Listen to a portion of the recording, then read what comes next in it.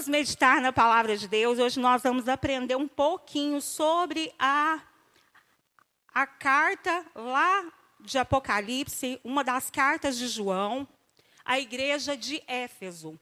Vamos abrir a Bíblia lá em Apocalipse. Vamos começar lendo lá em Apocalipse 1. Acredito ter um banner aqui. Tá, 2, 4 ao 5, nós vamos ler, pode segurar aí, que vai dar certo. Mas eu gostaria de fazer essa introdução, lendo aqui, nesse início, é como se João estivesse apresentando essa carta. Essa era uma carta, é a maior das cartas do Novo Testamento.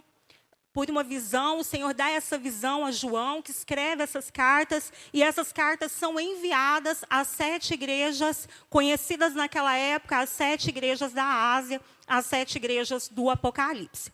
Vamos ler, então?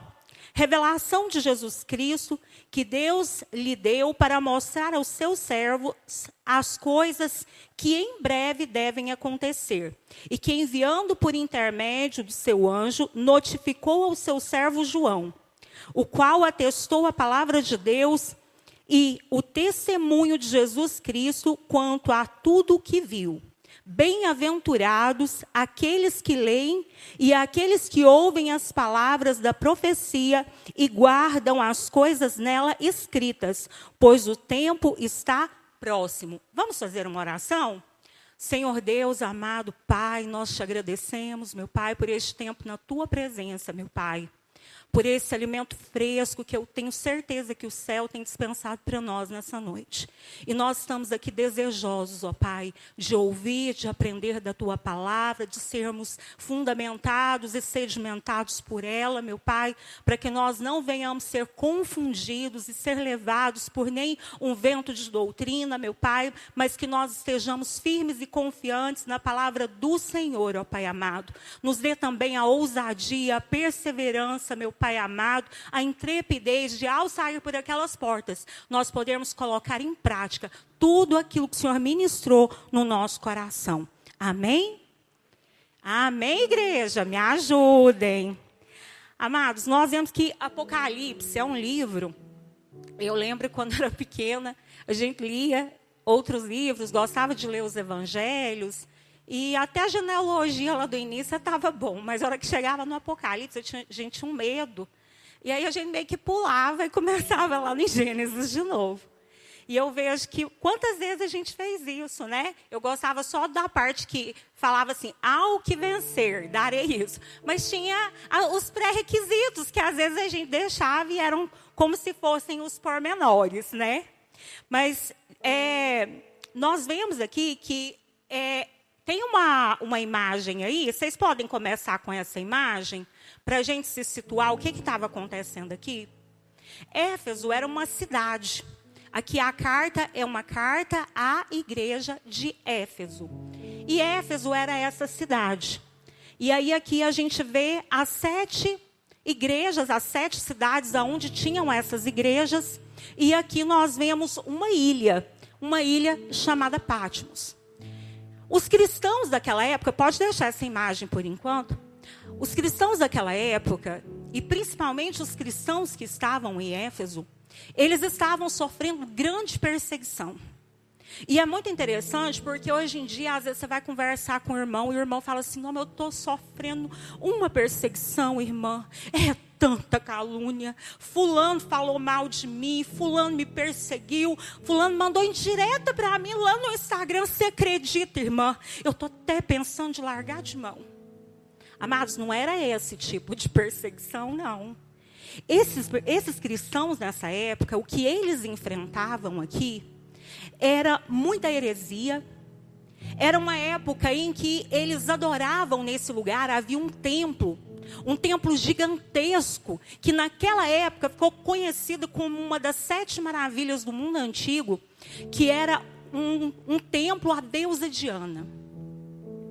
E essas pessoas, elas adoravam naquele templo, e muitas das sacerdotisas que serviam naquele templo, elas se prostituíam, e havia todo tipo de promiscuidade dentro daquele templo e todo tipo de heresia. E as pessoas eram levadas a acreditar que servir a Deus não era uma coisa tão boa assim. Porque, afinal de contas, eles podiam servir a outros deuses e fazer o que eles bem entendessem. A gente vê alguma semelhança nos dias de hoje? E aquela situação que aquele povo vivia naquela época, e de repente tinha um imperador, aquele povo vivia sob o domínio de Roma, e o imperador chamado Domiciano, ele começa a perseguir ainda mais os cristãos, quando ele estabelece um decreto em que todas as pessoas que fossem no templo para servir a Deus, para adorar a Deus, eles tinham que se curvar e adorar a César como Deus primeiro. E por causa dessa situação, muitos cristãos foram perseguidos. A palavra fala que eles eram jogados em água fervente, a carne era cozida e eles eram jogados para os leões. Outras vezes eles eram jogados vivos para alimentar os leões. E acho que a gente vai tentar dosar agora e não usar a palavra perseguição, porque há aí uma discrepância muito grande entre o que os nossos irmãos passaram e o tipo de situação que nós enfrentamos no nosso país hoje em dia. Nós sabemos que há muitas nações em que as pessoas de fato têm sofrido essa perseguição, mas não é o nosso caso. Louvado seja Deus por isso. Amém, igreja? E aqui, por causa dessa situação, exatamente por conta disso, João não se curva diante daquele decreto e ele é exilado aqui na ilha de Patmos. Vejamos bem, nós não tínhamos naquela época e-mail, WhatsApp, telefone, não tinha nada disso. E aí, num determinado dia, a palavra de Deus fala que ele teve uma visão. O próprio Deus aparece para ele e dita essa carta para ele. Olha que coisa mais linda. Ah, mas se a gente olhar bem, João estava muito tranquilo, né? Então ele devia ter uma vida espiritual muito dedicada, porque era uma pessoa que estava com a vida tranquila. Não, era alguém que havia sido perseguido. Alguém que havia sido exilado. Alguém que estava ali como alguém que estava preso. Mas aquele homem era livre em Deus. E nós temos que aprender com esses heróis da fé. E uma das coisas que eu anotei aqui, que quando ele fala, e um dos mandamentos, uma das promessas que ele traz nesse livro de Apocalipse, ele fala assim: bem-aventurado aqueles que leem esse livro. E você sabe que nenhuma outra palavra fala sobre isso? Mas aqui está falando assim: você é abençoado se você ler esse livro. Então, tem aqui um pré-requisito, e se você fizer, vem com isso uma bênção. Você vai ser bem-aventurado, você vai ser abençoado. E nós vamos ver daqui a pouquinho como que vai ser essa bênção. E ele teve uma visão da seguinte forma, está lá em Apocalipse 1:12. Voltei-me para ver quem falava comigo, e voltando vi 7 candeeiros de ouro. E no meio dos 7 candeeiros, tem algumas versões que fala castiçais ou candelabros. Um semelhante a filho de homem, com vestes talares e cingido à altura do peito com uma cinta de ouro. A sua cabeça e cabelos eram brancos como a alva lã, como neve. Os olhos como chamas de fogo, os pés semelhantes ao bronze polido, como que refinado numa fornalha. A voz como a voz de muitas águas. Tinha na mão direita 7 estrelas, e na boca saía-lhe uma afiada espada de 2 gumes. O seu rosto brilhava como o sol na sua força. Quando o vi, caí a seus pés como morto. Porém, ele pôs sobre mim a mão direita, dizendo: não temas. Eu sou o primeiro e o último, aquele que vive. Estive morto, mas eis que estou vivo pelos séculos dos séculos, e tenho as chaves da morte e do inferno.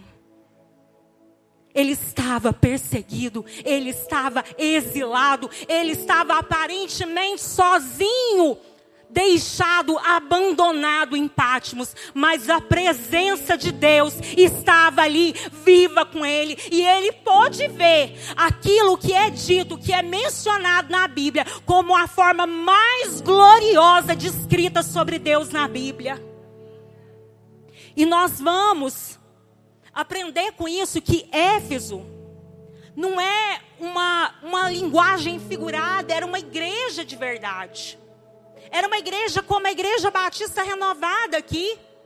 E aquela carta, ela era destinada àquela igreja. E quando chegava aquela carta, reunia a congregação, uma pessoa ficava encarregada de pegar aquela carta e ler aquela carta para que todos pudessem ver juntos. E hoje eu estava lá em casa lembrando que teve uma época que nós morávamos nos Estados Unidos. E aí a gente mandava carta, né, Cleidiane? E aí ela mandava carta lá, e a gente mandava carta para cá, e aquela coisa. E quando a carta chegava, a minha mãe falava, chegou carta. Eu falava, pelo amor de Deus, mãe, não lê sem mim, espera eu chegar. Pode esperar eu chegar, não lê.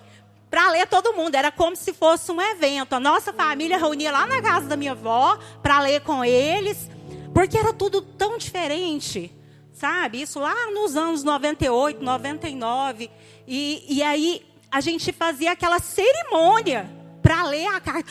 Fulano, está acontecendo isso. Às vezes, aquilo que chegava de notícia para nós lá, nem era mais a notícia. Às vezes, até tinha mudado a circunstância, porque gastava 15, 20 dias para poder chegar lá.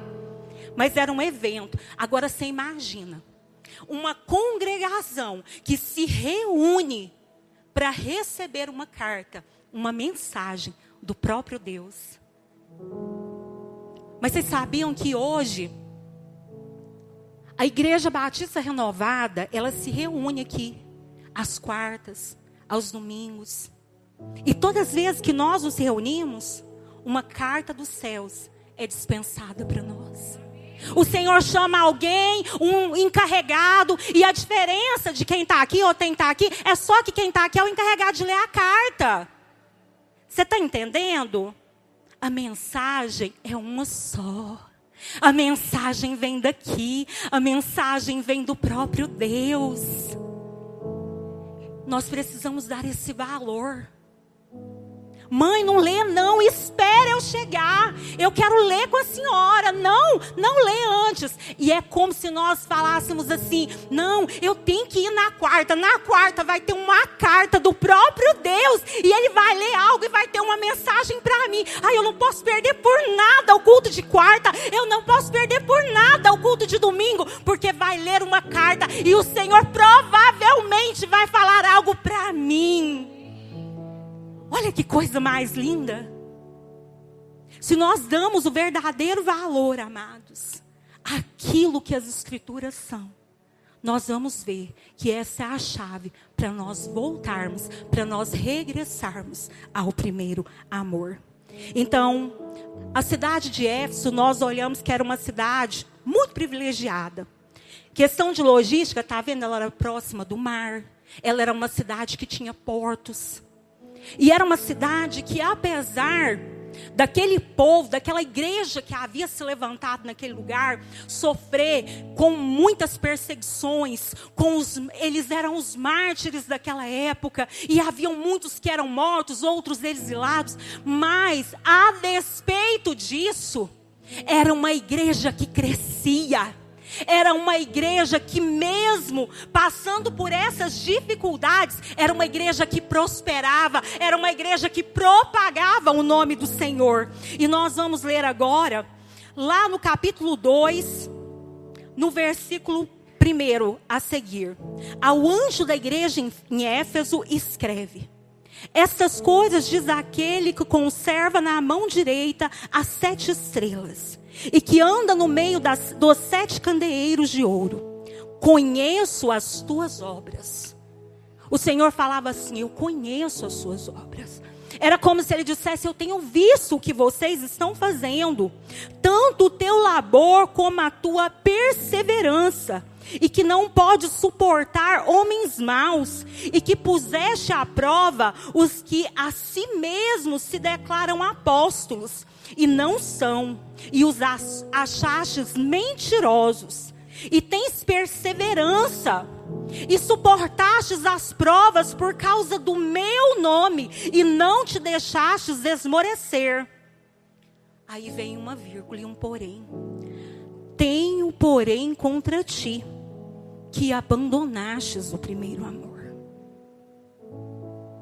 Você sabe que quando a gente vai trazer uma exortação, uma observação, corrigir os nossos filhos, uma correção, a gente chega e a gente fala assim: ô filho, você é tão inteligente, você é tão bom, tão amoroso, você é tão forte. Ontem a gente estava até na reunião de pais ali na escola, e o pastor Magalhães, né, quem não sabe, ele também é diretor lá da escola, e ele estava falando justamente sobre isso, sobre a forma como nós corrigimos os nossos filhos de maneira positiva.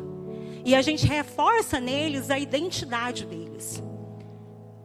E quantas vezes, amados, nós somos levados, não sei aonde você encontrou o Senhor, aonde você o serviu no primeiro amor, ou se aqui é esse momento que você está vivendo agora, mas muitas vezes nós somos levados a pensar que Deus é um Deus que pune com fogo, é um Deus só de justiça, e não um Deus de amor. Mas aqui ele estava dizendo como um pai: meu filho, você é tão inteligente, você é tão forte, tão corajoso, mas essas atitudes que você está tendo não combina com a sua identidade, não combina com a pessoa que você deveria ser. Então, eu acredito que isso e isso e isso você deveria rever. Vamos mudar a situação para que você possa viver tudo aquilo que o Senhor tem para a sua vida. E era como se o Senhor estivesse primeiro reforçando as qualidades daquele povo. Olha a preocupação. Aquela cidade era uma cidade muito grande. Naquela época, uma cidade com 200 mil habitantes, era uma cidade muito grande. A gente já falou sobre a questão logística, que era muito boa, a localização excelente. Então, era uma cidade que passava ali muitas pessoas. E aquele povo, eles aproveitavam a oportunidade que eles tinham de propagar o nome de Jesus. Mas aquela cidade era uma cidade conhecida como a feira das vaidades do mundo. As pessoas eram promíscuas. E ali naquele lugar, a palavra fala que, aqui na frente nós vamos ler a respeito dos nicolaítas. Fala que aqui também tinha uns nicolaítas, que era um povo que se intitulava também seguidores de Jesus, porém era um povo que queria... Sabe aquele povo que tem nada a ver? Vamos caminhar com Jesus, mas tem nada a ver. Isso aí não tem nada a ver. E aquele povo, lá em Apocalipse 2, do 1 ao 7, que nós lemos agora, essa carta, ela traz esse elogio, mas também essa correção. E nós aprendemos com esse povo que mesmo passando adversidade, que mesmo passando esse caos que eles estavam vivendo, essa situação adversa de perseguição, de verdadeira perseguição, eles eram um povo que crescia em meio à adversidade. E essa é uma lição que o Senhor quer deixar para nós como igreja batista renovada nessa noite. Nós precisamos crescer em meio à adversidade. A adversidade não foi feita para nos matar.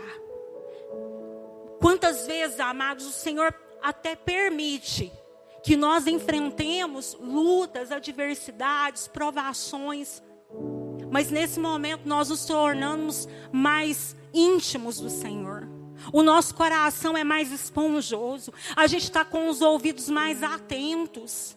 Eu venho de uma geração que as pessoas buscavam muito a Deus, mas às vezes buscavam a Deus de forma mecânica. Porque aprendeu, porque viu, porque era assim. E quando a gente olha para esse povo, que era uma igreja operosa, era uma igreja atuante, era uma igreja em movimento, esse povo mesmo enfrentando heresias, enfrentando esses falsos profetas, enfrentando deusas e servos dessas deusas e políticos que tentavam persegui-los, ainda assim a igreja crescia e a igreja prosperava. Então, amados, quando a gente olha para os nossos dias e a gente pensa assim, está muito difícil de propagar o nome de Jesus hoje em dia. Está muito difícil de falar de Jesus porque a imoralidade cresceu, porque a perversidade cresceu. Mas nós vemos como exemplo os nossos irmãos da igreja de Éfeso. Ainda assim, eles continuaram operantes. Eles continuavam trabalhando. Amém, igreja? Então, que a pressão dessa adversidade nos faça clamar a Deus com mais intensidade. Que a gente fique mais crente durante a adversidade. Eu posso ouvir um amém? Amém, Emanuel? Então, o Senhor, muitas vezes, Ele vai aproveitar esse problema para nos fazer como uma mola propulsora, para nos lançar para o propósito que Ele tem para a nossa vida. E lá em Apocalipse 2:2 fala, eu conheço as suas obras. E essas suas obras, ele fala assim, um trabalho árduo. E essas obras, no grego, é uma palavra chamada kopos. E esse kopos, ele significa um esforço físico a ponto de suar. É algo que me custe. Então, essa igreja, eles haviam perdido o primeiro amor, mas eles ainda não tinham parado. Mesmo que de forma mecânica, aquele povo não tinha parado. Eles estavam operantes e de uma forma, a obra era tão forte a ponto de causar suor, desgaste. Será que nós temos servido a Deus de uma forma que nós temos nos desgastado? A gente vem para o culto, a gente chega na hora do culto, a gente estaciona na melhor vaga, a gente senta no melhor lugar. Na minha concepção é aqui, ó, na segunda fileira, o melhor lugar. E a gente senta no melhor lugar e a gente desfruta do culto e a gente vai embora. A gente não quer se envolver se há problemas. Se há situações, se alguém precisa de uma palavra, se alguém precisa de uma paz do Senhor, se alguém precisa de uma oração, de uma visita, se alguém está passando por uma necessidade, essa é uma igreja também, que é uma igreja de grandes obras nesse sentido, mas eu estou falando agora para você fazer uma análise não da igreja, uma análise pessoal. Aquilo que eu tenho feito para o Senhor tem me causado um desgaste de verdade? Porque a gente canta bonito, tenho gastado os meus dias. Mas será que a gente tem gastado os nossos dias realmente para o Senhor? Eu me incluo nisso, amados. Eu senti uma vergonha. Era como se o próprio Deus estivesse lendo essa carta para mim. E eu pensei, eu posso fazer muito mais do que eu tenho feito. Eu posso visitar, eu posso oferecer carona. Amados, quando eu era pequena, nós congregávamos aqui no Lúcia Alice, nós morávamos lá perto da Dona Aparecida, da pamonharia da Dona Aparecida. Agora vocês imaginam o tanto que isso era longe. E a gente não perdia culto, né, Cleidiane? A gente tomava, vinha chuva, era do jeito que fosse, a gente ia para todo culto.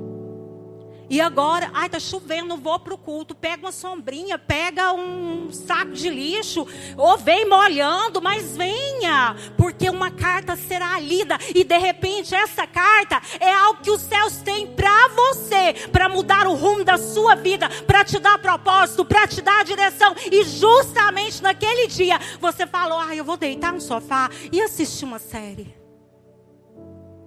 Vamos nos desgastar de verdade, a ponto de nós cantarmos isso de verdade. Eu tenho gastado os meus dias. Eu tenho feito de uma forma tão intensa que isso está me desgastando. Sabe, mas isso não é uma coisa ruim. Isso é um investimento. Quando nós entendemos que servir ao Senhor é um investimento. Eu não lembro que autor, mas eu li uma vez um livro que ele dizia assim: aquele que serve a Deus tem mais honra do que um imperador. Aquele que vem aqui e que pega o irmão na porta e fala: senta aqui nessa cadeira. E que serve com alegria, e que vem aqui, igual o irmão trouxe uma água para mim, e faz tudo. E o Felipe, gente, o Felipe está aqui todo dia. Todo dia o Felipe está aqui com essa carinha boa. Eu falo assim: menino, mas você não muda o jeito, não tem dia ruim, não deve ter luta. É sempre com essa carinha boa. E ele tem gastado os dias dele. A Roberta está grávida, está aqui gastando os dias dela, investindo, plantando, semeando, porque a nossa colheita, se não for aqui, ela é garantida no céu. Fiel é aquele que prometeu, fiel é aquele que nos leu a carta. Amém? Amém, igreja? Então que nós venhamos nos desgastar. Que igreja nós temos sido? O ministério que nada custa, nada realiza. E nós vamos embora questionando: o que eu tenho realizado? Aonde eu tenho usado os meus dons e meus talentos? Ah, irmã, mas não sei cantar, não sei tocar, não sei falar. Amados, tem um casal aqui, tem muitos. A nossa equipe aqui que serve de obreiros é uma bênção. Mas eu gostaria de honrar a vida da Antônia e do Amarildo. Eles estão sempre servindo, sempre com um sorriso no rosto. Eu esqueço de olhar no grupo o dia que é a minha escala, eu chego com aquele amor, com aquele carinho. Irmã Milene, você viu que é você hoje? Perdoa, eu vou me desgastar mais, vocês vão ver. Eu não vou perder mais a minha escala, em nome de Jesus. Vocês orem por mim, amados. Mas você vê, o amor não é só fazer como se faz. Eles ainda estavam fazendo. Mas nós vamos ver que eles tinham perdido o primeiro amor. Eu ainda tenho algum tempo. E aí nós vamos ver. O 2 é que eles eram fiéis à palavra de Deus. Nós temos, porém, contra ti, que abandonastes o teu primeiro amor. Lembra-te, pois, de onde caístes, arrependa-te e volta à prática das primeiras obras. E se não venho a ti, moverei do seu lugar o teu candeeiro, caso não te arrependas. Tens, contudo, a teu favor que odeia as obras dos nicolaítas, as quais eu também odeio. Quem tem ouvidos, ouça o que o Espírito diz às igrejas. Ao vencedor, dar-lhe-ei que se alimente da árvore da vida que se encontra no paraíso de Deus. E aqui fala que eles eram fiéis à palavra de Deus. Eles não se deixavam ser levados pela heresia. E quando Jesus se revela, era como se o Senhor Jesus quisesse revelar àquelas igrejas a sua verdadeira identidade, porque nesse momento essas igrejas estavam passando por todo tipo de ataque de heresias. E esses nicolaítas, eles se levantavam deturpando a imagem de Deus. E aí eu fui ler e ver que Nical significa conquistar e Ita, leigos. Nicolaítas eram aqueles que conquistavam os leigos. Amados, nós precisamos ser amantes da palavra de Deus. Nós precisamos estar enraizados na palavra de Deus. Porque dessa forma, nós não seremos confundidos por nenhuma heresia. Dessa forma, nós iremos conhecer a verdadeira identidade de Deus. E eu falo muito sobre isso, que somente conhecendo a Deus, nós podemos descobrir quem nós somos verdadeiramente.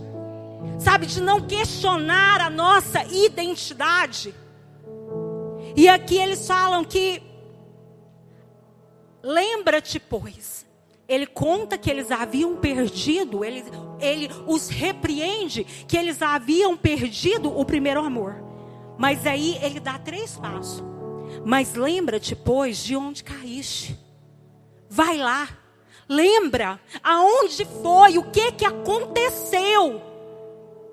Lembra quando você ia para a igreja e você orava, e você chorava, e você sentia a presença de Deus, e você não questionava quem que estava no louvor, quem que estava pregando, quem que tinha vindo, quem tinha deixado de vir, e você não ouvia a palavra como uma pá. Ah, fulano podia ter vindo para ouvir essa palavra. Não, era tudo absorvendo. Era tudo absorvendo.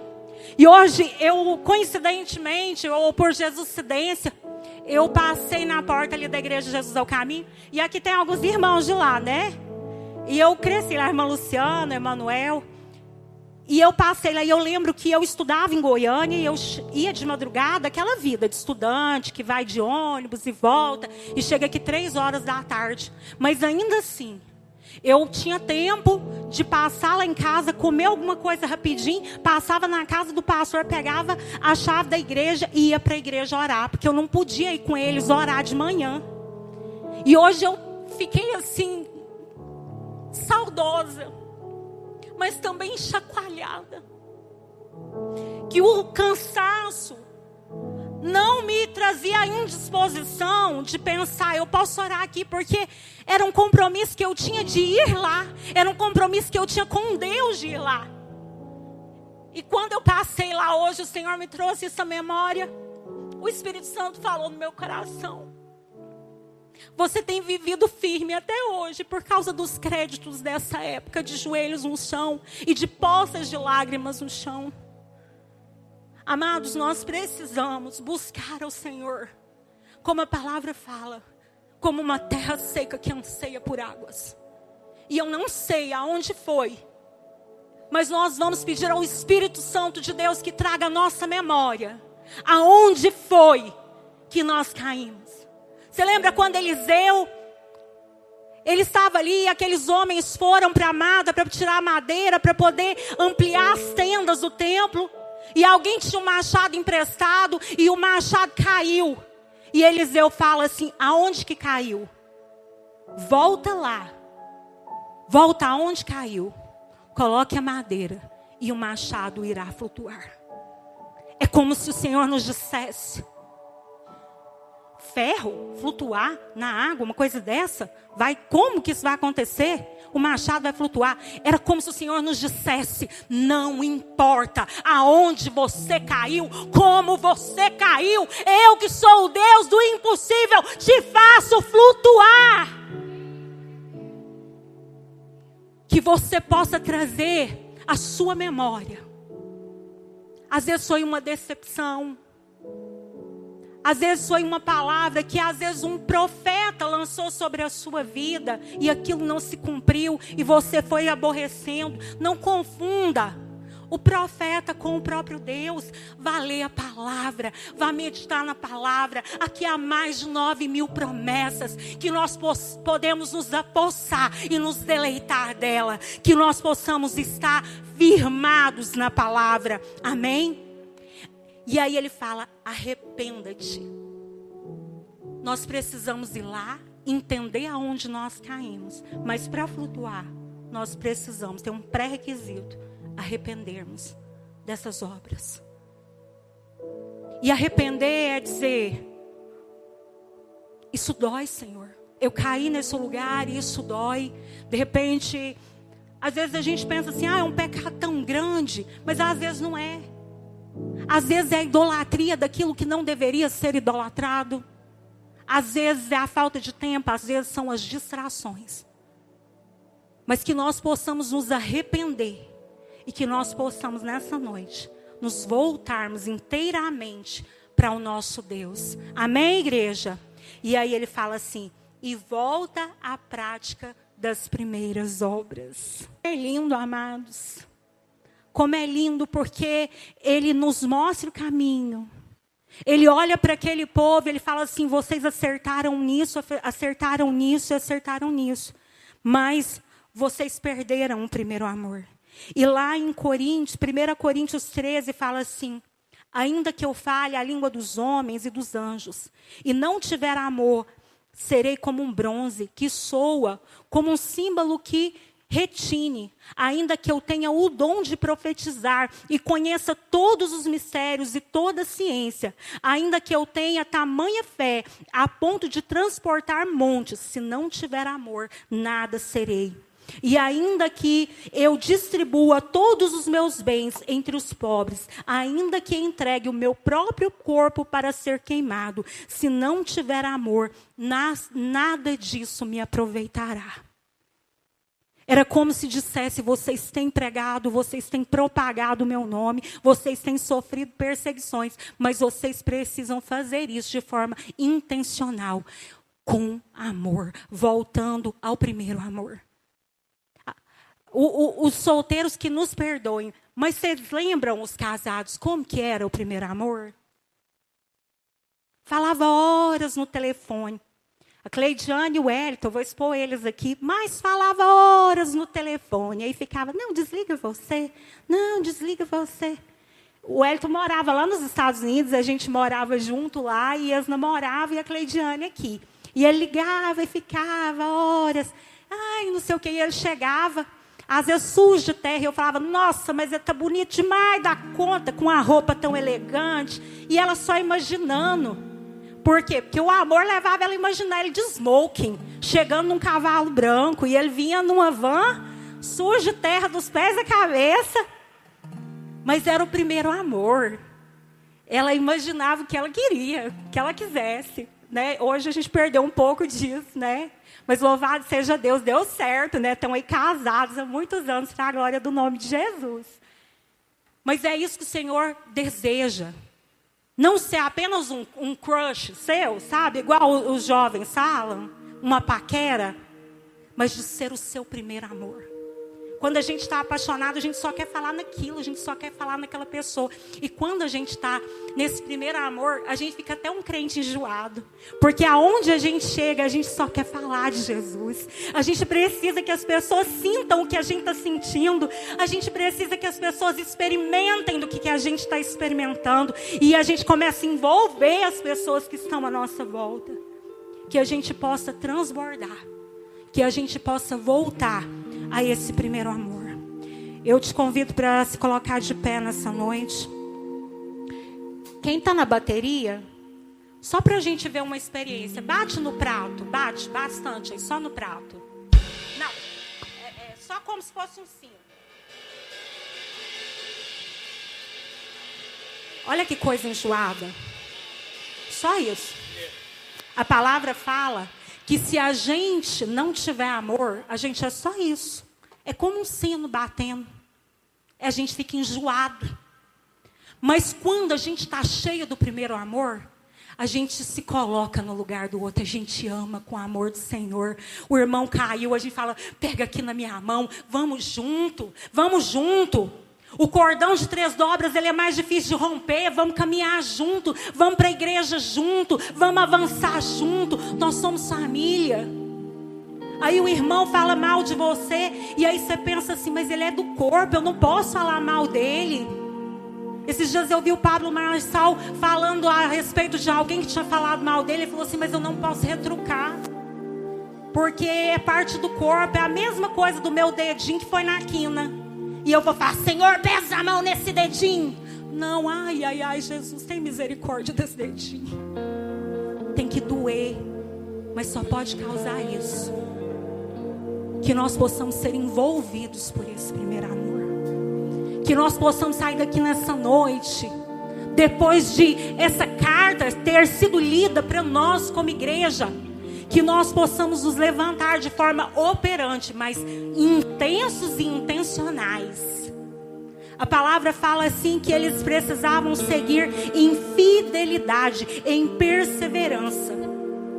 E a raiz dessa palavra fala assim, que eles tinham que permanecer no pomone. Era permanecer como uma fortaleza triunfante. Como que eu vou passar pelas minhas provas, irmã? Está muito difícil. Eu não vou permanecer de forma passiva, mas eu vou permanecer durante a minha luta, durante a minha prova, de uma forma como uma fortaleza triunfante. Amados, durante uma época, Beethoven foi o maior músico da sua geração. E chegou um tempo que ele perdeu a audição. E ele ficou completamente surdo. E aí ele ficou ali introspectivo e tal. E quando foi um dia, ele resolveu escrever também uma carta. E ele escreve uma carta para o seu amigo e ele diz: eu resolvi agarrar o destino pela garganta. E ele volta a reger aquelas orquestras sem ouvir. Até que um dia ele estava sendo aplaudido e ovacionado. E chegou alguém e colocou a mão no ombro dele para ele voltar-se para a multidão. Porque ele não ouvia que estava sendo aplaudido e ovacionado. Eu aprendo duas lições aqui. Que nós não podemos, nós temos que estar surdos para os ruídos, para os aplausos. E que nós precisamos ser como uma fortaleza triunfante. Em nome de Jesus, nós nunca mais iremos passar pelas nossas lutas e pelas nossas provações do mesmo jeito. Amém, igreja? Louvor, pode cantar e nós vamos fazer uma oração. E eu te convido a orar no seu lugar. Se você quiser vir na frente, tem a liberdade. Você está na casa do seu pai, que chamou a família para ler uma carta para você nessa noite. Senhor Deus, nós te adoramos, Paizinho querido. Nós te adoramos.